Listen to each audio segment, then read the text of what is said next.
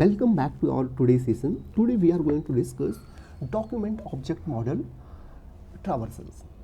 So in traversal we can do with methods and properties we have in documents. If you want to see, go to the console and write down document.getName. So you can get all the methods and properties what we have. Get elements by name and tag name by class name. So today we are going to focus get element by class name. So this method in JavaScript, it is used to retrieve a live HTML collection of elements that have a specific class name. So basically this method allows you to select and manipulate element on the web page based on their attributes. So let me write down this example and see how this is going to be work that. First of all, the const elements, and this method I am going to pass a class name because they are expecting a class names. So which class names? Which you have already written in a HTML. So we have this HTML file where we have example class name. I am going to pass here, and let's see the result of this method, which is returning elements. So if we'll see, you see like HTML collection 3, because with this class name we have matching 3 elements. So that's why we are getting here. So if we remove from, let me comment this one, then you only be able to see 2. So that means when you are passing this class name, then they are retrieve a live HTML collection of elements that have a specific class names. So if I'll say retrieve a live HTML collection of elements that have a specific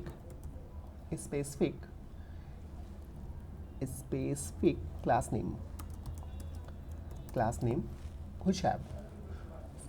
So one important natures of this get element by class name is you can pass a multiple classes here. So other classes we have here, another class. Let me pass this another class. So if I pass the another class, then you will see you will get all the collections which have this example and another class. So we have only this. So that's why we are getting. So if I'll pass only another class, then we'll get the 2. We got another class and another class we are getting in the 2. You see, like another class we have in p tag as well, line number 12, and line number 13 we have. So that's why we are getting 2. So let me only focus this method by example. The same step we are going to achieve by writing down our own method here. Own method means whatever you have document we are getting. So I am going to write here custom method here, custom get element by class name.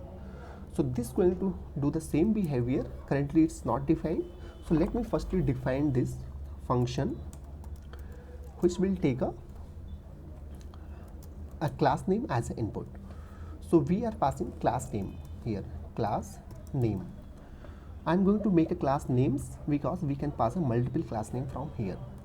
So let me initialize an empty array to store the matching elements. So I'm going to write let results equal to empty array, and this later going to return from this custom get element by class name. So I'm going to write down the logic here using the DFS, means depth first strategy using the recursion. So I'm going to write here function, another function search, which will take all the node here. So this search function is going to call from here search, which will pass all the documents. Why all the documents? Because this document contain all the details of this HTML files. So this document, if you see from the explanation doc type HTML till the HTML closing tag. So that's why we are passing this document. So once we pass this document, so check if the current node has a class list or not. How we can check this? Because when you do this like document.class names, and when you pass this method in a example, let me pass this method, we are able to get, let's store in a result R. So we are getting R. So if you do the R0, then we'll get a first example. So in this first example, dot class list, if we'll do, then we get a first DOM token list. So this means check if the current node has a class list. Why class list? Because it's an element with a class attribute. So this class attributes, that's why I'm going to check if. I'm going to check here if node dot class list node dot class list, then split. Let me make a multiple one as well. Let's say we have a multiple class name here. So for multiple class name, we can split this class names. So class name dot split method we have split.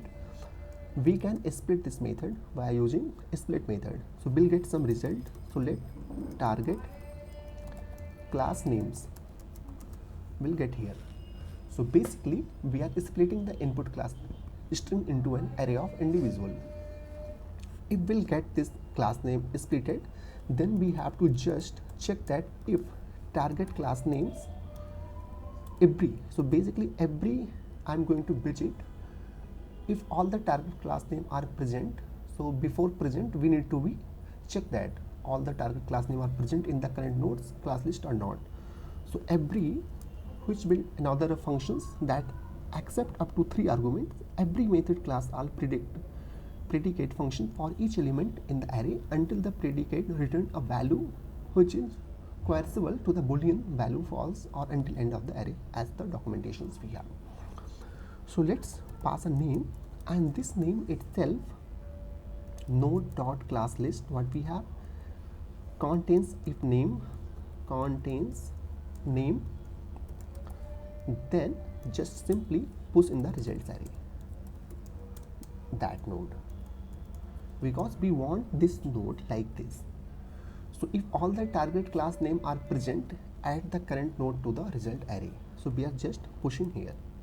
Later recursively call the search function here. So for recursively calling, I am going to write a for loop here, let I equal to 0, I less than node dot children on what node dot children dot length dot I plus plus, and call this search method again here, node dot children of I, means recursively call the search function for each child nodes of the current node. You see we are getting h2 dot example, p dot example dot another class. If you pass the multiple class, another hyphen class, then you will get the one output, because we have only one matching with this example and another class. If you remove this example, then you will get the two options, because with this another class we have two HTML element here, line number 12 and line number 13.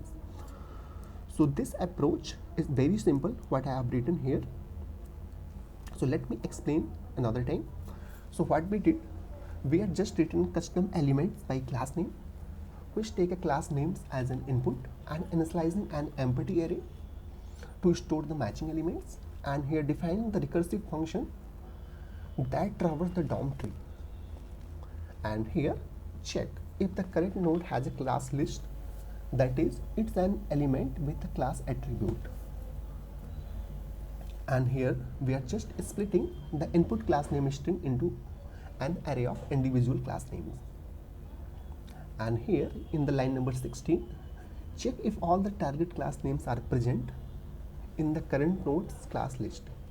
If all the target class names are present, add the current node to the results array.